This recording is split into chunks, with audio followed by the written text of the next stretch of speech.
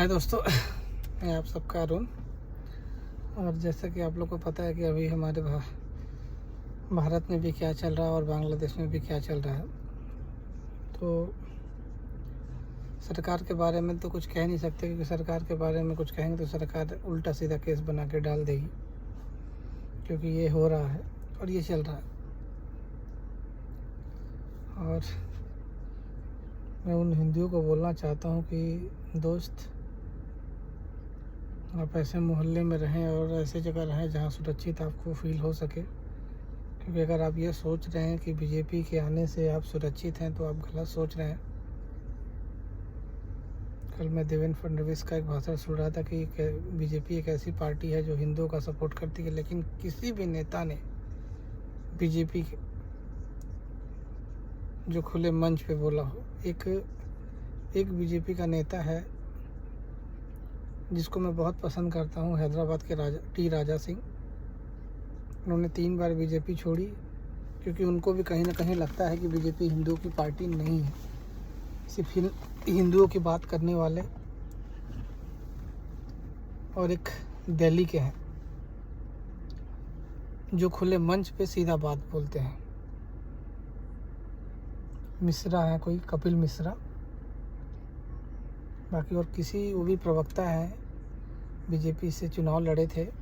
बाकी और किसी पार्टी, या अभी मायावती का एक ट्वीट आया कि जो हो रहा है अच्छा नहीं हो रहा है। तो 10 साल सरकार रही, फुल मैच्योरिटी आपकी रही, फिर भी कुछ आप कर नहीं पाए, और अभी तो मिली जुली सरकार है और आप कुछ कर नहीं पाएंगे। तो जो हिंदू अगर मेरी बात को सुन रहे हैं तो उनसे मैं विनम्र निवेदन करूंगा कि आप ऐसी जगह रहिए जहां आपको शांति फील हो और सुरक्षा फील हो। आप बीजेपी के बहकावे में मत आए। कितने नेताओं की हत्या हो गई है ये बताइए आप मेरे को। एक भी कोई नेता मारा गया नहीं, न उनकी बहन बेटियों के साथ कुछ होता है, न नेताओं के साथ होता है, न उनके रिश्तेदारों के साथ होता है। जो होता है आम पब्लिक के साथ होता है। महाराष्ट्र में पालघर हुआ, 5 साल बीजेपी सरकार थी, एक पे भी कार्रवाई हुई हो तो आप बताओ। गठबंधन में सिंधे के साथ थी, सिंधे ने, जो महाराष्ट्र के मुख्यमंत्री थे, उन्होंने एक फैसला लिया, गाय नहीं बोल के, पशु नहीं बोल के उनको राष्ट्र माता का दर्जा दिया। बीजेपी तो थी ना, क्यों नहीं कर पाई? और अभी भी बीजेपी है ना, वो नहीं कर पाएगी, क्योंकि कांग्रेस से ज़्यादा खराब पार्टी बीजेपी है। लोग बीजेपी को वोट देते हैं, मैं भी बीजेपी को वोट देता था, लेकिन मैं अब बीजेपी को वोट नहीं दूंगा, क्योंकि जो सच्चाई है वो मेरे को दिख रही है। आज भी लोगों को आंखों पे पट्टी बंधी हुई है। मैं ये नहीं कहता कि कांग्रेस बहुत अच्छी पार्टी है, आप कांग्रेस को वोट दें। मैं किसी पार्टी का समर्थन नहीं करता हूँ कि नहीं, अब बीजेपी खराब है तो बीजेपी को मत दे के कांग्रेस को दीजिए। मैं ये नहीं बोल रहा हूँ कि कांग्रेस को वोट दीजिए, लेकिन बीजेपी भी बहुत अच्छी पार्टी नहीं है।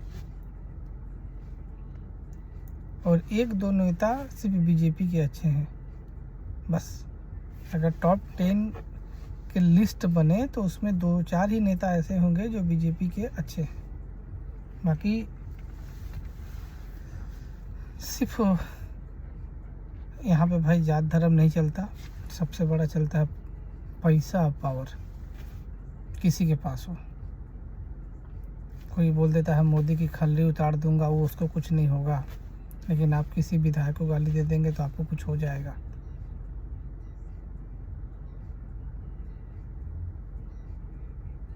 राफेल आया हुआ है, वो दिवाली में जलाने के लिए है, काम है बस। वो मंच पे भाषण बोलना कि हम दिवाली में उसको पूजा करेंगे। आज भी बांग्लादेश की बिजली पानी बंद नहीं है। अब गंभीर से सोचो इस मुद्दे को, अगर कभी सोच सकते हो तो सुनो कि बीजेपी ने आपके साथ क्या किया। इतने दिन से चल रहा है हिंदू हिंदू, हम हिंदू की पार्टी है, कुछ नहीं है। मैं फक द पार्टी में बोलता हूँ, सबसे खराब, सबसे घटिया पार्टी। अगर इतने ज्ञानी हैं बीजेपी में, इतने ज्ञानी हैं, तो एक राफेल छोड़ दो ना, क्या जाएगा हमारा।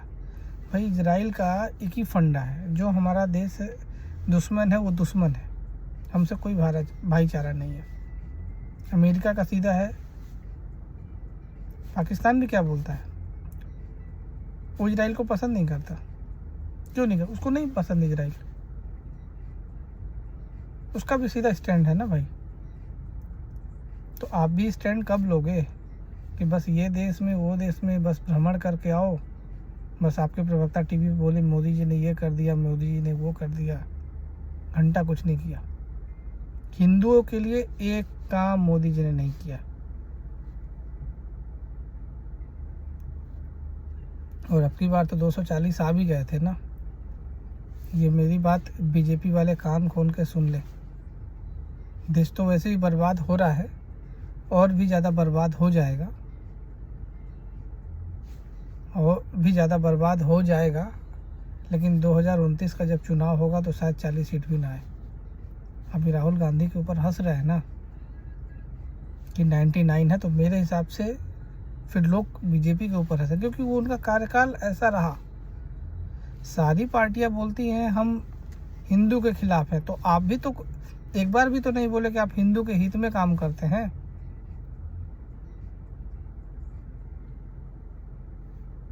क्रिश्चियन लोग बोलते हैं कि कन्वर्ट करा रहे हैं हिंदुओं को। भाई कन्वर्ट क्यों नहीं कराएंगे?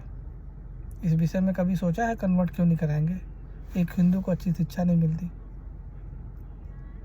अच्छी मेडिकल फैसिलिटी नहीं मिलती, कम से कम उनके स्कूल तो बने हैं क्रिश्चियन के। हमारे कई रिलेटिव पढ़ते हैं सन जोसेफ सन फ्रांसिस में, कम से कम अच्छी शिक्षा तो दे रहे हैं वो। अगर आपके पास अच्छी शिक्षा होगी, अच्छा एजुकेशन होगा, तो अच्छे बुरे का फ़र्क आप भी समझ जाओगे ना। आपको तो सिर्फ वोट बैंक की राजनीति बना के ही रखा हुआ है, चाहे वो किसी भी धर्म का आदमी हो। सब लोग बोलते हैं मुसलमान अनपढ़ है, अनपढ़ है। भाई मुसलमान से कहीं ज़्यादा इंडिया में आज भी हिंदू ऐसे हैं जो अनपढ़ हैं, इनको शिक्षा दिया ही नहीं गया है। और सरकार 10 सालों में चाह ही नहीं रही है। सरकार सिर्फ लैट्रिन पे ध्यान देती है, शौचालय बाहर करने मत जाओ। आवास दे देगी। अरे भैया जब वो शिक्षा होगा, एजुकेशन उसके पास होगा, उसके बच्चे पढ़ेंगे तो वो अच्छी जगह पे काम करेंगे, तो अपना घर खुद बना लेंगे। आपको घर देने की ज़रूरत नहीं है।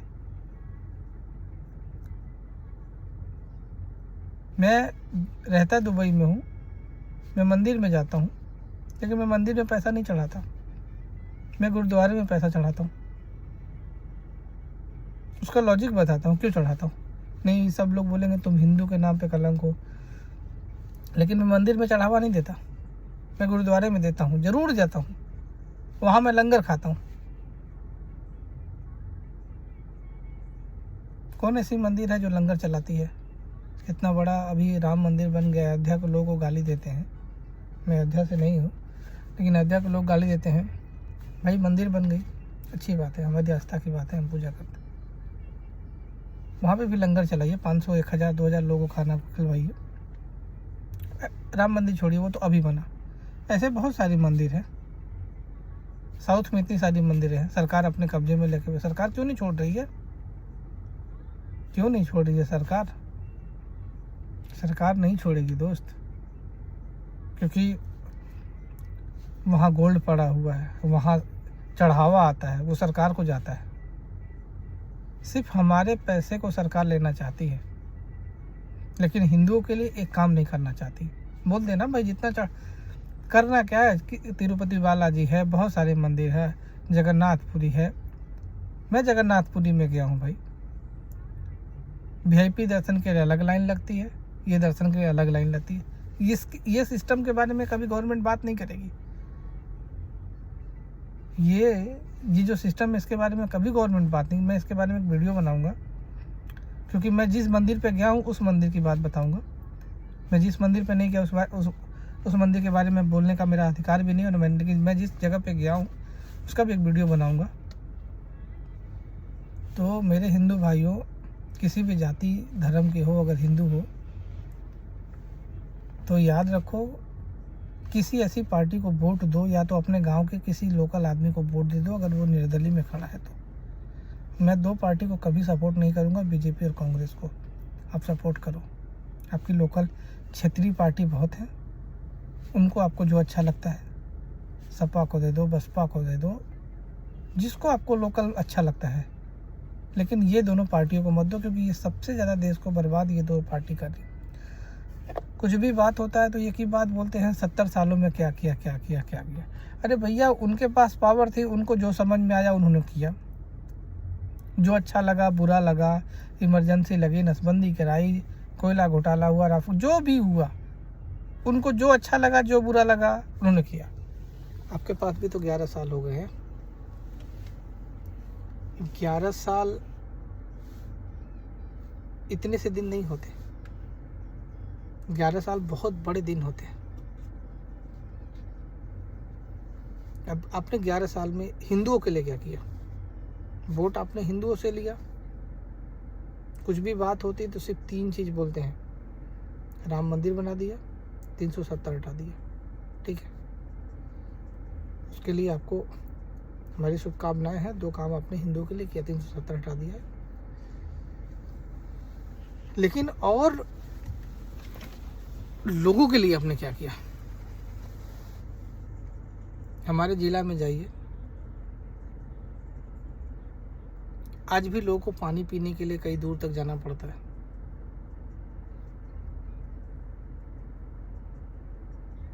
स्कूल नहीं है, उसके लिए आपने क्या किया? कुछ भी बात होती है तो हमने इतने आवास दे दिए। अरे भैया, आवास दे दिया, गरीब के घर मकान नहीं है, दे दिया, सही बात है। राशन आप फ्री में बांट रहे हो, क्यों बांट रहे हो भाई? क्यों बांट रहे हो राशन? उसी राशन के पैसे से उसी गांव में 2 स्कूल बनाओ, उसको फ्री अप करो ना, बच्चे की फीस नहीं लगेगी, बच्चे की फीस नहीं लगेगी, किसी भी जाति धर्म का हो, उसकी बच्चे की फीस नहीं लगेगी। एक टीचर रखो, 10 नहीं रख सकते, गवर्नमेंट नहीं रखती, एक तो रख सकती है ना। 4-5 क्वेश्चन हिंदी, अंग्रेजी, गणित 3 विषय पढ़ा दे। नहीं साइंटिस्ट बनाए भाई, साइंस नहीं पढ़ाए। एक ही स्कूल में एक टीचर रखो, क्या मुश्किल है? टीचर को तनख्वाह दोगे 70,000 रुपये, 1 लाख रुपए उनके बच्चे पढ़ते हैं सेंट जोसेफ सन फ्रांसिस में। सरकारी स्कूल में उनके बच्चे नहीं पढ़ते। ये भी तो रूल लाओ कि जो सरकारी स्कूल का टीचर है उसका अगर बच्चा किसी प्राइवेट स्कूल में पढ़ा, उसकी नौकरी रद्द। ये क्यों नहीं? ये जो सरकार के पास हमारे देश को सुधारने के लिए ऐसे बहुत सारे मुद्दे हैं जो देश हित में काम आ सके, लेकिन सरकार उस पर ध्यान नहीं देती है और ना देगी, क्योंकि उनको हमसे मतलब है सिर्फ वोट से।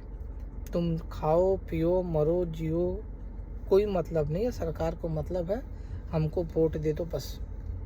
तो प्लीज़ मेरे भाइयों, मैं तो एक ही बात बोलूँगा, जो आज बांग्लादेश में हो रहा है और वही कल हमारे देश में होगा।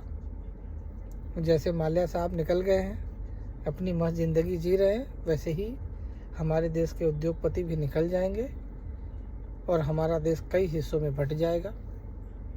आज नहीं बटेगा, 10-20 साल तक तो नहीं बटेगा, लेकिन आने वाले 40-50 जाते जाते हमारा देश शायद 2 या 3 हिस्सों में बट जाए, क्योंकि ये गवर्नमेंट की पॉलिसी है, फूट डालो राज करो। 11 साल बहुत होते हैं भाई। एक विभाग को अगर एक काम समझा जाए तो गांव का विकास हो सकता है। अगर किसी एक विभाग को अगर समझा जाए तो हर गांव में सेक्रेटरी होते हैं, हर गांव में प्रधान होते हैं, सरपंच होते हैं, उनको ये जिम्मेदारी दी जाए, आपको गांव को सुधारना है। लेकिन ये सरकार नहीं करेगी, क्योंकि सरकार का एक ही उद्देश्य है, फूट डालो राज करो, हमको वोट दो बस। कल एक आदमी, अभी कुछ दिन पहले एक आदमी ने मेरे को बोला, भाई मैं एक लिंक भेजा हूँ, बीजेपी की सदस्यता ग्रहण कर लो, मैं बोला किस बेस पे मैं करूं, ऐसा क्या काम कर दिया उन्होंने। अगर किसी बीजेपी नेता अगर मेरे से कोई बोले तो मैं उसको बोलूँगा, मैं अपने यहाँ का, दूसरे की तो बात नहीं, मगर दूसरे स्टेट की मैं बात भी नहीं बोलता कि मैं दूसरे स्टेट की बात बोल रहा हूँ, दूसरे राज्य की बात बोल रहा हूँ। मैं अपने स्टेट की बात बोल रहा हूँ और अपने राज्य की बात बोल रहा हूँ और अपने डिस्ट्रिक्ट की बात बोल रहा हूँ और अपने विलेज की बात बोल रहा हूँ। और हमारे विलेज में यहाँ भी जाके देखिए, बीजेपी सरकार है, किसी काम की नहीं है। मैं सीधी बात बोलता हूँ। जिला पंचायत सदस्य बीजेपी का, एक काम नहीं अच्छा, अभी भी है।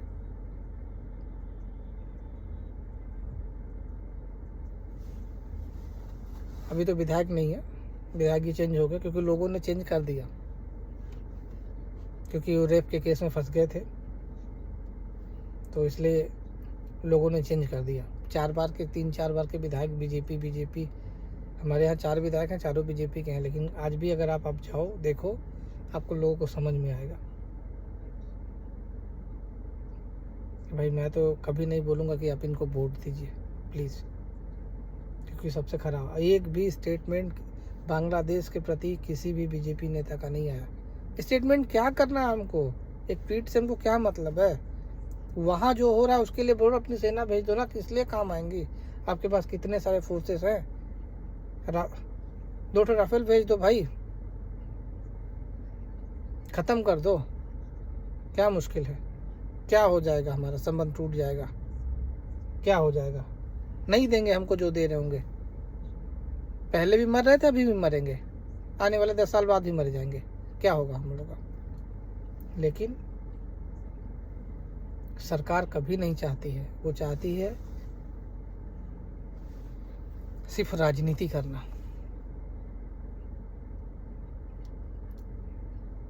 तो दोस्तों मैं एक ही बात बोलूँगा, किसी भी गवर्नमेंट से दूर रहिए, वोट मत करिए। करना है तो अपने आदमी को वोट करिए, जो वहाँ का लोकल आदमी खड़ा हो, निर्दलीय खड़ा हो, उसको वोट दीजिए।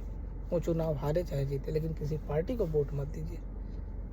भाई मेरे को तो 11 साल में कुछ ऐसा समझ में नहीं आया, या ये काम कर दी वो। मैं भी बहुत बीजेपी का भक्त था, बहुत बड़ा वाला भक्त था। मेरे गांव में लोग बोलते थे कि तुम बीजेपी के अलावा किसी को वोट नहीं देते हो। मैं भी बीजेपी के लिए बहुत प्रचार किया, लेकिन धीरे धीरे समझ में आ गया कि ऐसा क्यों लोगों ने इनको इतने साल सत्ता से दूर रखा, क्यों।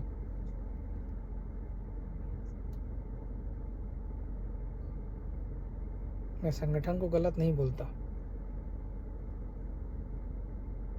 लेकिन बीजेपी को आई डोंट लाइक इट, मैं उनको पसंद नहीं करता। अगर कोई बीजेपी का आदमी मेरे से पूछे तो मैं उसको बताऊंगा क्यों।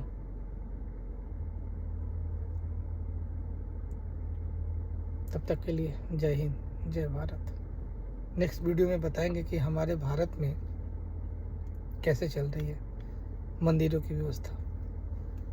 तब तक के लिए जय हिंद।